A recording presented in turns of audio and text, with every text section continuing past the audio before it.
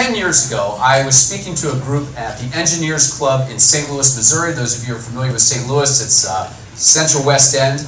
And I was speaking to a group of folks, about 100 people in the room.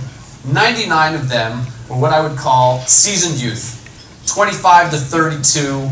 They're all engineers, otherwise known as prime recruiting grounds if you happen to own an engineering, an engineering firm or a firm that hires lots of engineers. 99 people fit exactly that profile. One guy over here, 55, polished, professional, quietly holding court. I was curious, who is this individual? What's he doing here? So I made sure to go over and introduce myself. Now listen, this is St. Louis, it's not Philly. If it was Philly, you'd go up and say, what are you doing here? It's St. Louis, right? In St. Louis, you have to be a little bit more elliptical than that. So I think I probably asked the question of saying, what's the value that you find in participating in this particular forum? But he actually was not elliptical. He looked straight at me and said, Eric, that's very simple. I'm recruiter-in-chief for my business. That was 10 years ago, but that has stuck with me to this day. Recruiter-in-chief for my business. And when I thought about it even years later, I thought, listen, 99 really seasoned engineers in this room. If I thought at that point to ask John, by the way, who are the A players in the room? We have 99 people. Who are the top 9? You think he could have told me? Pretty sure he could have. Now, was he working the room, twisting elbows, passing out business cards, saying, hey, you ought to come work for me? I don't think so. I think what he was doing was developing relationships, making sure that he was on people's radar screen so that, among other reasons, when they were ready to make a move or thinking about their own career development, they were going to come to him. Recruiter-in-chief. That's part of my invitation to you this evening, is what does it look like for you to be a recruiter-in-chief in your business? Let me step back just a moment. I've used this phrase, A player. I have several different definitions of A player. We've got 15 or 20 minutes this evening. I'm not going to go into all of them. I'm going to use this one. An A player employee is someone who can do a particular role better than you can do it. And you absolutely trust that they're going to get it done. You absolutely trust that they're going to get it done. Now just think with me for a moment. And you all are in senior roles. So let's think about your own immediate team. What kind of impact would it have for you to have one more person like that? One more person who could do their particular role better than you could do it, and you never worried about them getting that job done. If you're like most people, that would have a really significant impact. A really significant impact. And many of you work in very large organizations, some of you work in small organizations. Certainly in small and mid-sized, and often in larger organizations. I'm not talking about having to hire 50 people like that. I'm talking about 5. I'm actually talking maybe just about 1. One more A player. Significant impact for you and for the organization. So if you're tracking with me for the moment on this idea of the importance and the impact of hiring even one more A player, and you say, listen, I get it, recruiter-in-chief, then what do you do with that? How do you start to take and roll that emphasis out into the organization? Recruiter-in-chief does not mean infantryman, right?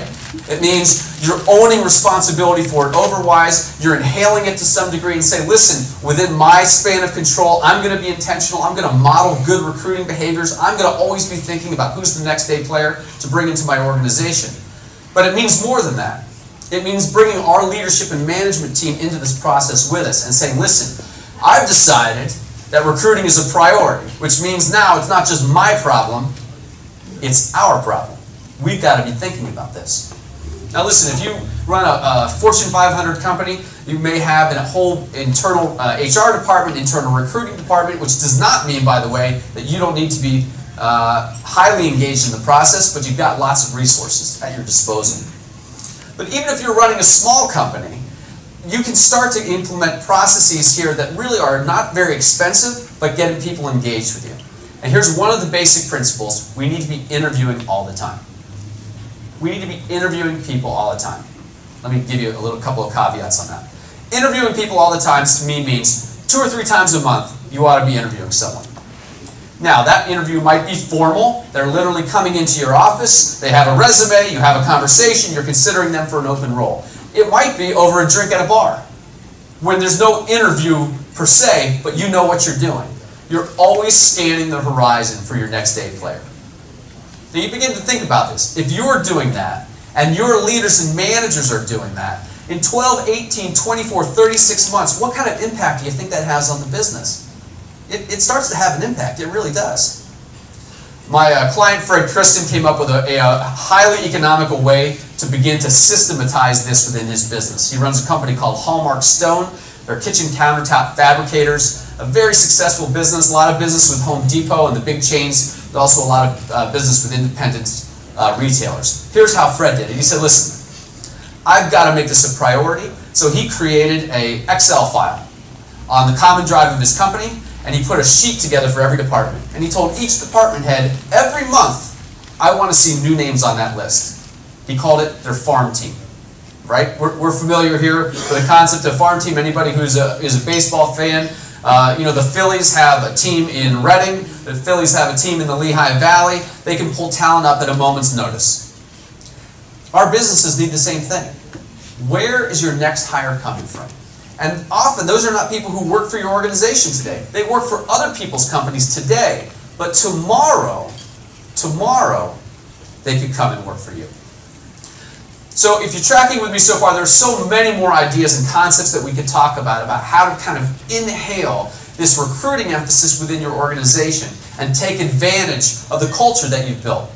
But in just a few minutes that we have left, let me turn our attention away from specifically on the recruiting side, on the finding and hiring. Let's talk a little bit about leading and keeping. How do you lead and keep the A players that you have? My wife and I were out socially. We ran into somebody that I've worked with professionally, but we also know socially. And she was a financial analyst and works in a 400-person department. 400 people. That's a lot of people. And we just got to talking, and I asked her how things were going, you know, personally, professionally, and it came up that she just had her performance review.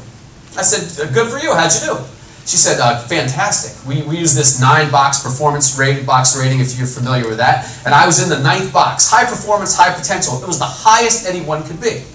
Awesome, I said. I'm thrilled for you. I'm a curious person. I said, just out of curiosity, how many other people in your department were in that same 9th box?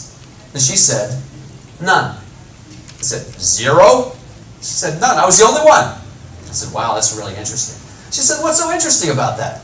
I said, well, listen, it's fantastic for you. I'm thrilled for you. But I have to tell you, 400-person department, 1 person an A player, there's nothing intentional from your manager's perspective. There was nothing intentional about hiring A players. You, my friend, are an accident. And the problem, right? And what's the problem with that organizationally? One of the problems with that organizationally is that often when you put one Great Dane in the midst of 399 Chihuahuas, the Great Dane starts thinking, I think I need a bigger lawn to go run around in. Your Great Dane, your big dog, is at risk. And she stopped, and she smiled, and she said, well, it's kind of interesting you say that because I've started getting my resume together. 6 months later, she was gone. And this was after her boss, her boss's boss, her boss's boss's boss, and I kid you not, company here in Philadelphia, the CEO of this multi-billion-dollar company could not keep her around. Couldn't keep her around. What's my point? Or what's the application of this point to our organizations? It's this. Sometimes we get into a mindset, because we're practical people, right? We're business people. We're going to get things done. We say, look, I've got a couple A players here who just can pull a tremendous amount of weight, load anything on them and they can handle it. That's fine. We're going to have them go. We're going to surround them with the rest of these people. They'll carry their weight. They're going to carry everybody else's weight, and we're going to make it happen. And that's fine for a while. My question to you is, are your big dogs at risk? Because my opinion is we need to be intentional and focused on creating an environment where A players want to stay and work and stay engaged. You all obviously are a fairly select group in that realm, but it is always worth thinking about, right? Because tomorrow is always another day. What am I going to do tomorrow, not just to maintain, but to create an environment that's going to be able to attract and keep more A players? So something to consider. And then let me wrap up with this. With a question. It's going to be rhetorical because we only have 15 or 20 minutes. I'm sure. If we had an hour and a half, I'm sure we could have a great conversation about it. How do you turn a B player into an A player? How do you turn a B player into an A player? And for the sake of this particular discussion, let's put aside the A player in waiting. Right? Kind of the young, talented, or maybe not even necessarily young, but they're not seasoned. They have all the abilities. You can see it all. It's all going to happen. 12, 18, 24 months, boom, no problem. Let's put that person aside. Let's focus on, as a former boss of mine used to describe, a solid citizen. Right? Solid citizen. B player, shows up, good work ethic, committed, but just no way they're going to move to that kind of rock star status. How do you turn that person into an A player? Now, there are a range of answers you would give me. But I'll tell you the one way that almost never fails to work. It's almost always successful. You make their job smaller. I worked with an architectural firm once that had an individual just like this. This guy was terrific integrity, worked really hard, and really his fundamental architectural skills were really pretty good. But forget Rainmaker and business development. I mean, we're not even talking about that. I mean, if you left him alone in a room with a client for 20 minutes, you know, went out for an extended cup of coffee and a bathroom break and came back, things were going to be going sideways with that company. I mean, it was not good. His people skills, not good. But the principals of this firm were completely committed to keeping him around. And so they said, okay, Jim, here's what we're going to do. We're going to make your job smaller. So all we want you to do, two things. Quality control, because in an architectural firm, error-free drawings are a big deal. Right? You can do a lousy job of business development in architecture. If you have consistently error-free drawings, you're going to have all the work you need, for the most part. And then the second thing that Jim was going to do was mentor younger architects, which is something that was absolutely within his wheelhouse. Boom! We turned him into an A player. Now listen, that principle alone, you could probably think through your organization, you may have one person, let's say, for whom that applies. You think, you know what, I've been killing myself. I love this person, I've been killing myself, maybe for years, to try to make them something that they're not. I got to stop doing that. I got to make their job smaller so they become an A player. Great, let's go do that. And then you think about it for another 5 or 6 seconds and you think, I'll tell you the problem with that. How many times can I actually afford to do that? I can't afford to be making too many more people's jobs smaller. I need people whose jobs I can make bigger. Bigger. That's what we need. And that's one of the reasons why recruiting is a leadership priority. Not just an HR priority, because we need those people. That's the future of our businesses. As I thought about it, and as I interacted with more executives, I thought, no. I'll tell you what the next application of that principle is, and it's the following. That you and I stare ourselves in the mirror, and we ask, am I an A player? I mean, that's the 800-pound gorilla in the room in this talk, right? Am I an A player? I mean, let's talk about everybody else, but am I? And we stare ourselves in the mirror and we ask, am I an A player? Am I behaving like an A player? And often, the answer we have to come back with is no. Not necessarily that we don't have the capacity to be, but if we're honest with ourselves, there are plenty of times, particularly in very senior roles, that what we need to do is make our jobs a little bit smaller. We've got to get more focused on the things that we really do well. Now look, I'm not taking culpability off of me or of you. We just have to take a look at ourselves and take an honest look and say, this is what I'm good at, this is what I'm not, and deal. But for the purposes of this talk, there's another factor involved here, which is what's one of the reasons that you and I may not be acting like A players today. And the scenario goes like this.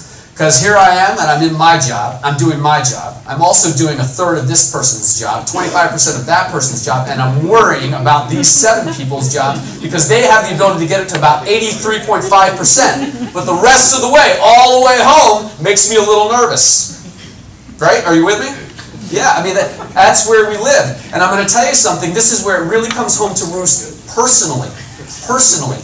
Because if you and I do not know how to surround ourselves with A players, then not only does it have an organizational impact, which is the most important thing, it's having a personal impact. I'm not being an A player. And part of the reason that I'm not being an A player is what? It goes back to my initial definition. An A player is somebody that I can delegate these things to and know they're going to get it done.